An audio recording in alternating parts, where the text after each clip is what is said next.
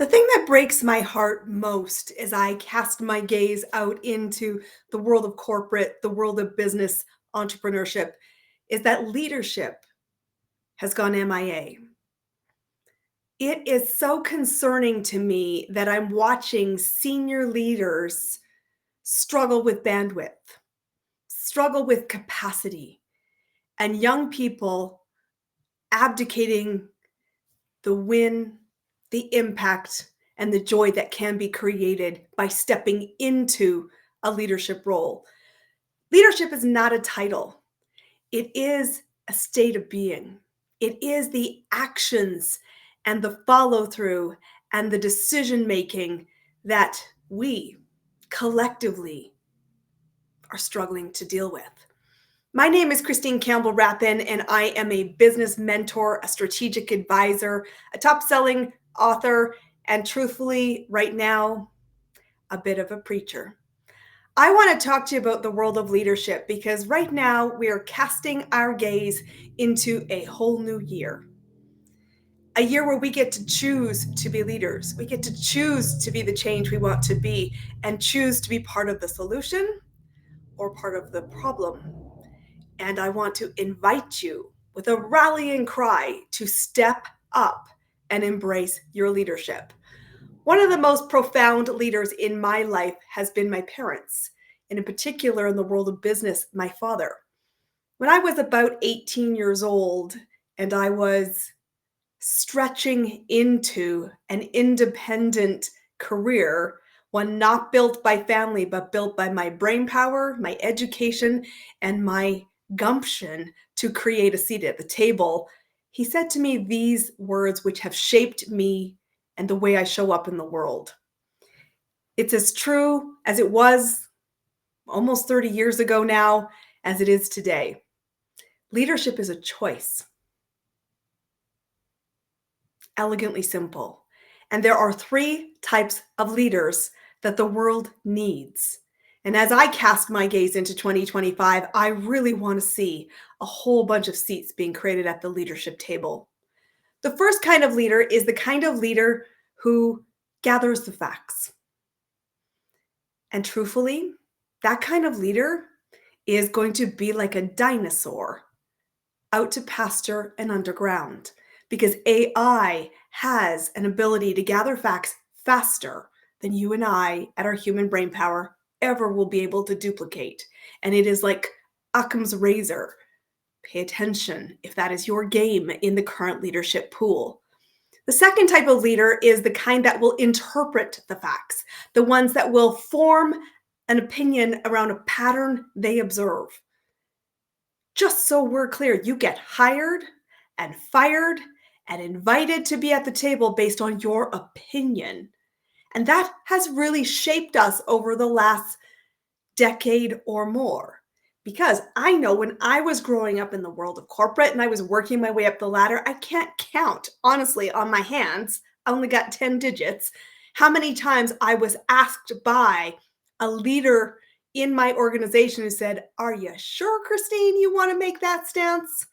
Because it could be a career limiting moment. And I will tell you, I stood on quite a few grenades. Some detonated and others did not. But I'm really comfortable and I sleep well at night with those decisions because they stood at the core of my belief system and I was prepared to advocate and defend them in my humanity. And that type of leadership right now is still valued. But it's getting rarer to find that type of leader because in the world of criticism, in the world of judgment, in the world that we face, having an opinion has become like pass the hot potato. Very few people are sticking with their integrity, their values, and their belief systems. And that makes a really, really rocky environment. One that I don't want to see more of in 2025. The third type of leadership that is out there is the kind of leader that the world needs more than ever. And it's a rare type of leader, an elite leader. And what I mean by elite is bright, independent, and directional. This is the kind of leader who says, I will gather the facts, I will interpret the facts, and I will make a decision based on the optimal outcome for the greatest good of all. Fully understanding that leadership is not a popularity contest and that this means I must show up in my humanity, recognizing that this will be rough on certain people at the table, but it is my responsibility and my opportunity to decide to help us navigate complex situations for the greatest common good. That's the kind of leaders that I mentor, that I guide as strategic advisors, employees, leadership, and small business owners.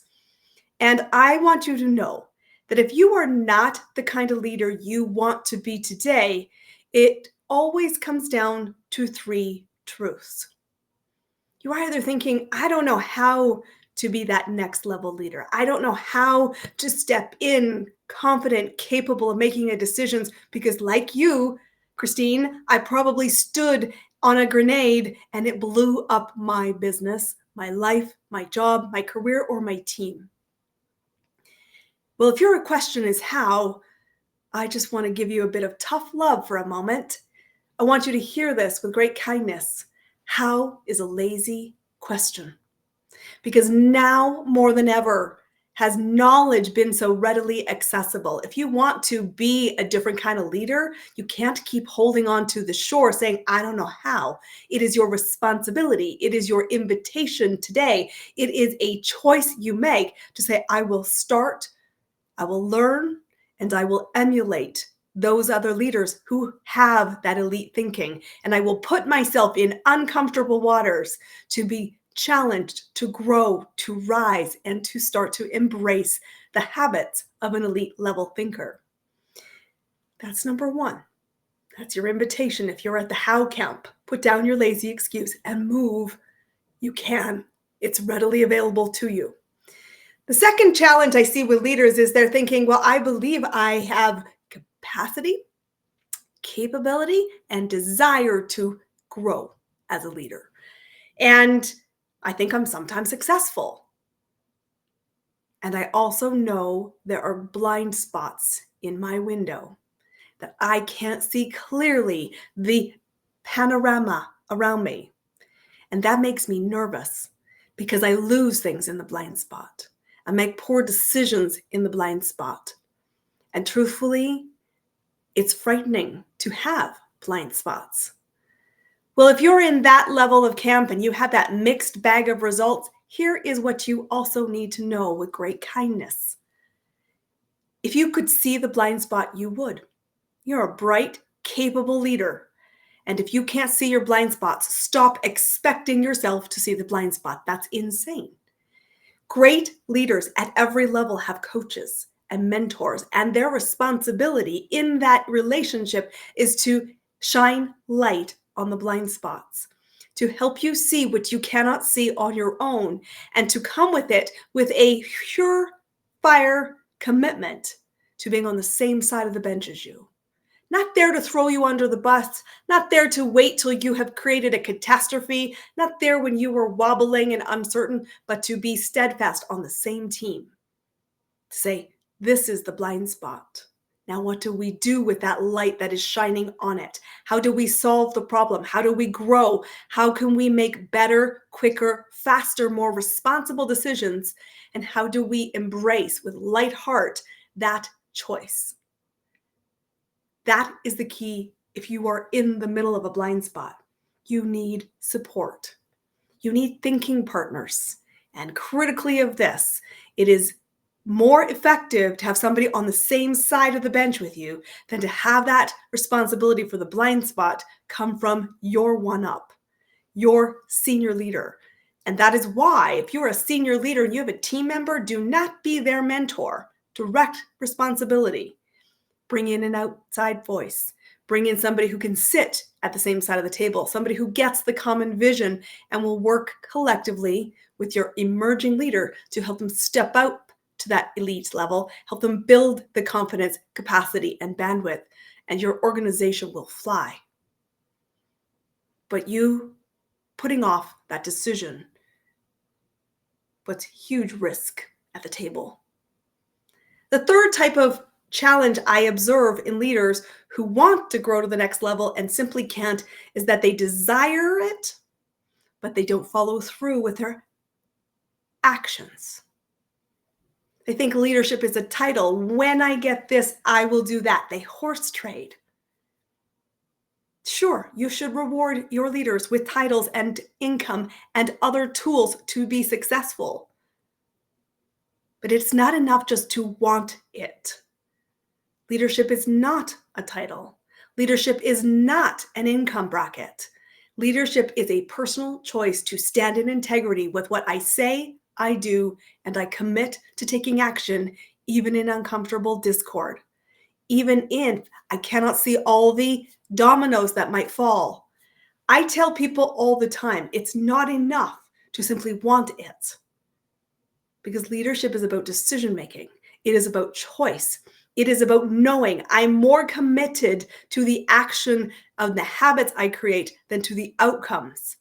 Because truthfully, the only thing I know about leadership is I control my actions. I control my mind, my heart, my physical being, and I control my emotions. And I use my intellect to make decisions, supported by the heart that I bring to the table. In the world right now, we need leaders. And I said when I started, it is breaking my heart to watch and observe that leadership is MIA. I am committed to changing that. I commit to changing that for me as a business owner. I commit to changing that by partnering with clients, incredible individuals who always say to me, what if I'm snowing you? Christine, what if I'm snowing you? What if I talk a good game, but I don't follow through? And I said, well, I'm not betting on your result. I'm betting on your action. And I'm going to hold you accountable, and I'm going to be that thinking partner. And I know with the skills and leadership I bring to the table that we will create more than what we started with.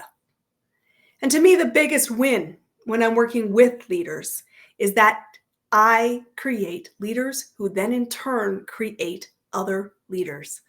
To me, it is, yes, we create cash for businesses. We create client growth. We create compelling marketing, compelling sales, and compelling operational efficiencies that deliver what we promised, because that in itself is leadership. What's also equally true is that the bigger win for me is knowing that the people I have touched are more capable to think critically, to evaluate their options, and to decide what actions to take for the greatest good of all at that elite level of thinking. So I want you to be thinking right now, as you look in the rearview mirror to the year that was 2024, what do you see? What kind of leader did you show up as? Did you show up as a leader who took the path of gathering information? Did you show up as the kind of leader who interpreted information and had an opinion that they were ready, prepared, and did vocalize, fully knowing that they may have to advocate and defend at equal measure? Did you show up as the kind of leader who made the decisions that impacted more than just self? And are you satisfied with that reflection in the mirror? And as this time of year, which is very hope focused, I want you to cast your vision into 2025 and say, who am I becoming? What is the standard I will hold? What is the standard that I can aspire to? I saw a great clip on YouTube the other week. It was sent to me by my mentor. Yes, I have one. That reminded me that it isn't about mission and value statements. It's about who we are being when nobody is watching. A creed, if you will. And that standard we set is how we decide, how we interact, how we lead. And this was the moment that really broke through the noise for me. The individual who was being interviewed said, it is up to you to set the standard. If your team You as an individual, as part of that team, do not fall short of that standard on occasion. Your standard is too low. We're not here to settle for mediocrity. We are here to aspire to greatness. We're choosing to step into the arena. We're choosing to be visible. We're choosing that responsibility. And that means that we have to set a higher standard and aspire in vision and put feet on the ground to show the actions that support it. And when we fall short, because we will fall short of a standard that is high on occasion, it means we need to take action. We need to spend time in understanding what actions, what leadership, what decisions played a factor to the shortfall. And we need to ensure that we have accountability to raise the standard the next time. And I think accountability gets a lot of rap. I mean, I watch this with my husband and his business, and he's in a startup environment, and everybody says you cannot hold people accountable. BS is his answer. Truthfully, it's probably more colorful language than that, but the sentiment is the one I want you to hear. Accountability simply means measurement. We must measure our standards. We must measure our leadership. We must measure the outcomes and the consequences and the impact of the decisions we take day in, day out. Because what we measure matters. And how we interpret that outcome defines us as leaders. So KPIs matter. Holding a standard matters.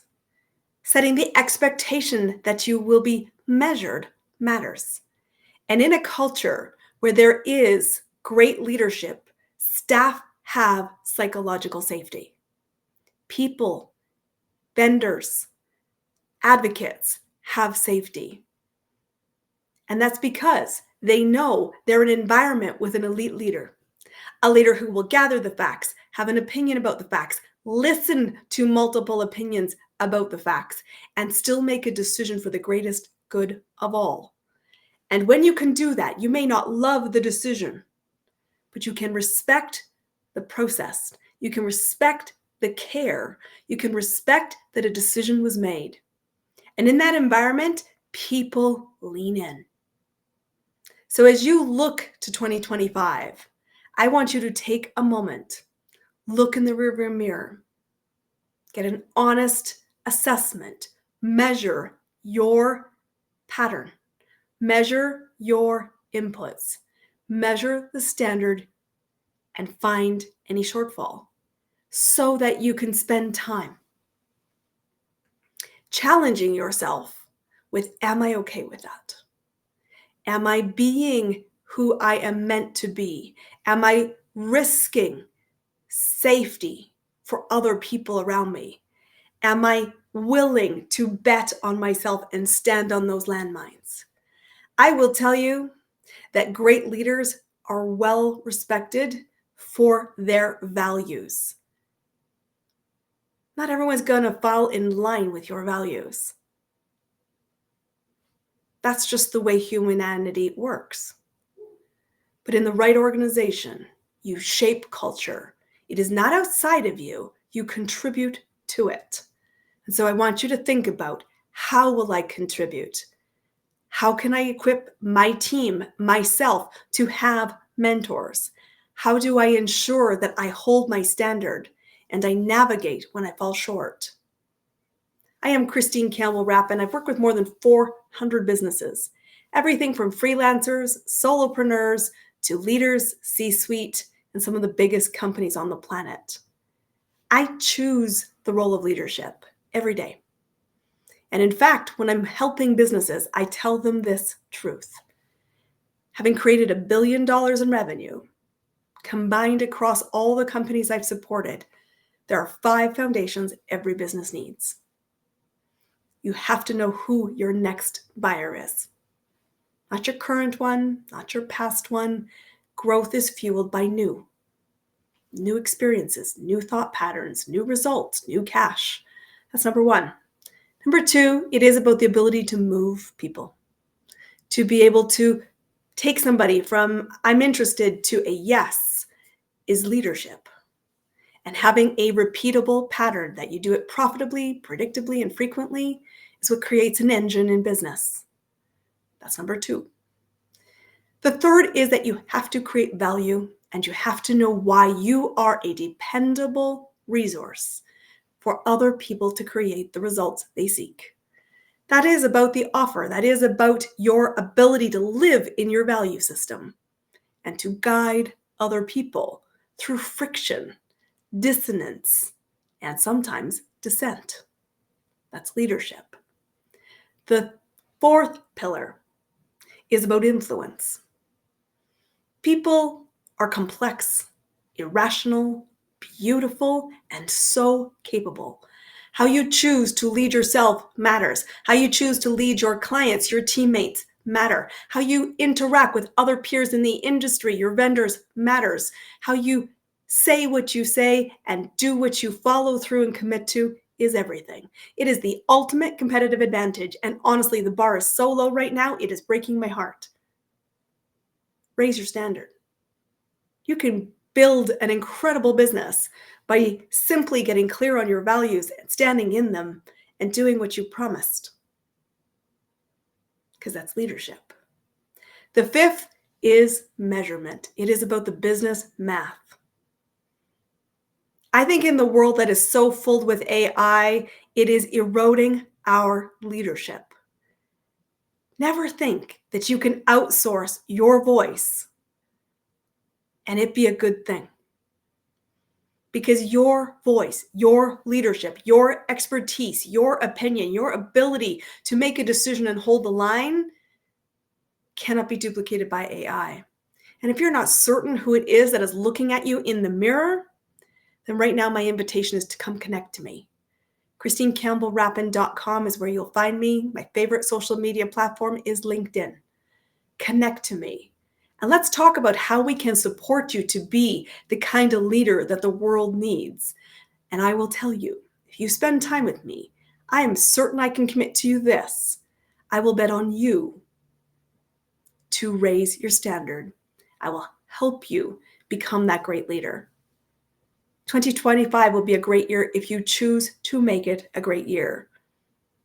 And I want to ask you one more bonus gift.